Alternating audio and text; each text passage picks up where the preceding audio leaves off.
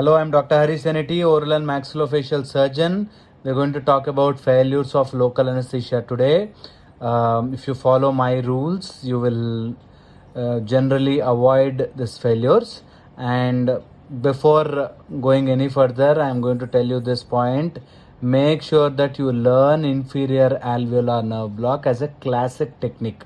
Okay, don't try Gaugates or Vazirana Echinosi without mastering your classical inferior alveolar nerve block technique. Okay, and in this you will anesthetize three nerves. Inferior alveolar nerve block, usually you anesthetize three nerves, that is inferior alveolar nerve and the lingual nerve, and also long buccal if you're going for extraction of the molars. All right, so now whenever you are giving local anesthesia, whenever you are giving injection, remember you go from the opposite side premolar and you enter here and you will hit at this junction, right? So the first point I want to let you know is, see, when you are hitting this bone, remember there is an internal oblique ridge here. So usually what happens when a doctor tries to penetrate this tissue here, they will encounter this oblique ridge and think that they have hit the bone and they will aspirate and inject, and this leads to failure. So they try to hit this bone. When they hit this bone, they think that's the area of interest and they will deposit the solution here. Remember, you should not deposit anything here. You have to deposit here, this back side. Okay, so if this is clear, this side you have to deposit the solution, because the inferior alveolar nerve is coming out from this foramen, right? The foramen here, this one. So when you are putting your needle, remember that you should hit the lingula, most closest to the lingula, right? When you hit this area and inject, you will 99.999% you will anesthetize the nerve properly. So this is our target area. This area, if you want to be very sure about it, try to hold the mandible like this. Try to hold the mandible. You palpate the coronoid notch and hold the mandible like this. If you hold the mandible like this, okay, approximately this is your width, and hit in the middle of this distance.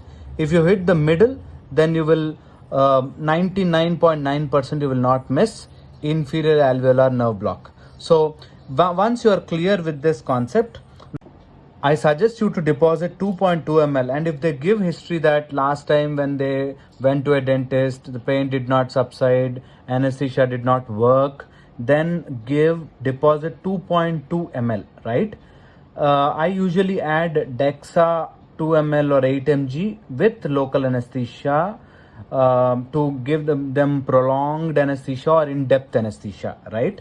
Also add analgesics or antibiotics. If it is a hot tooth, there is infection and all, you should add antibiotics, give antibiotics prior for 3 days and all, and then you try to give the block. Analgesics, I prefer Ketrol DT as a dispersible tablet. Drop it in half glass of water and then ask them to drink. That analgesia will work a lot. So you give analgesics and antibiotics. Not every hot tooth you give antibiotics. So there's a debate going in this, antibiotics to be prescribed or not to be prescribed. I generally prefer giving them antibiotics prior to treatment if they are complaining of constant pain, or if they are not getting anesthesia properly. If they give history that they don't generally get anesthesia quickly, then you prescribe analgesics, antibiotics, wait for 2-3 days and better start the procedure. And suppose you started off and then how many ever injections you're giving, patient is still saying pain, then give intraligamentary or intrapulpal. While when you are giving intraligamentary, there are separate injections for it actually, but it's not generally used here in India. Intraligamentary injections, when you are giving injections, you will find lot of resistance to that intraligamentary injections. When it is said like this, when you give intraligamentary injection, the needle should bend into an S shape. Okay, such amount of force you have to apply when you're giving intraligamentary injections. And intrapulpal, make a small hole then give intrapulpal injections. Well, both of this are applied in different scenarios. When you're doing a root canal treatment or when you're doing an endo treatment, you have to do a slow drilling, intermittent drilling. You should not go at it at a single shot. You should do intermittent drilling slowly with a small round bar. You can start slowly drilling. So use lot of water and do the root canal opening, and then less vibration. Prefer to do less vibration. Vibrations cause more pain than compared to your actual drilling, right? And then use new burrs. If you are using a worn out burr, that will cause lot of heat generation and that cause more pain. So use new burrs to just try to open the access cavity. Then for extractions, I suggest when you are extracting, do not pull the tooth. When you are trying to extract, if you are pulling, patient will experience pain. That too, a failed local anesthesia patient will definitely experience pain if you are pulling the tooth out. So try not to pull the tooth out. Better you have to use buccal and lingual movements rather than pulling it out straight. Okay, so no tractional forces, only buccal and lingual forces. One. The other thing is, whenever you have a periodontally compromised patient undergoing extraction, remember their PDL gets separated and it is not getting anesthetized. So here in this situation, you have to give intraligamentary injections, and for RCT or endo treatment, there you prefer intrapulpal injections. Then apply pressure in the opposite arch or opposite side. Whenever you are extracting, suppose you are extracting a 4-8, okay, put pressure with your thumb on the third quadrant.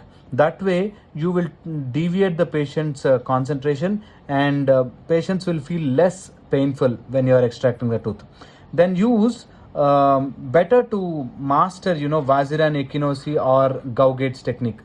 If you can master these two techniques, they will be very, very useful, handy when you are actually failing in your inferior alveolar nerve block, right? So here I wanted to highlight, divide the ramus into 3 parts, okay, and divide the ramus horizontally into, from the angle you divide into 2 parts, okay, and utilize this box in center as the target area.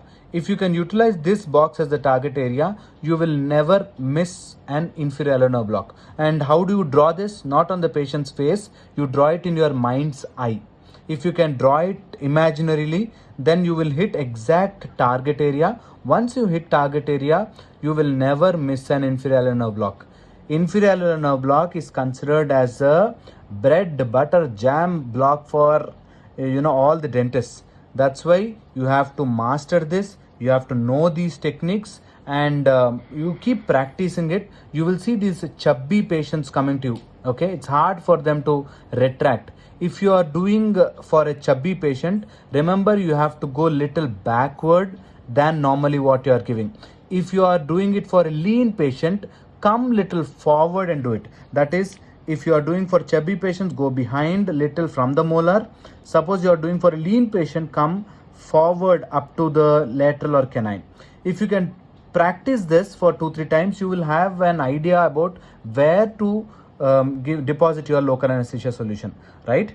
And if you still have any doubts, you please put it in the comment section. I will try to answer. Thank you so much for listening.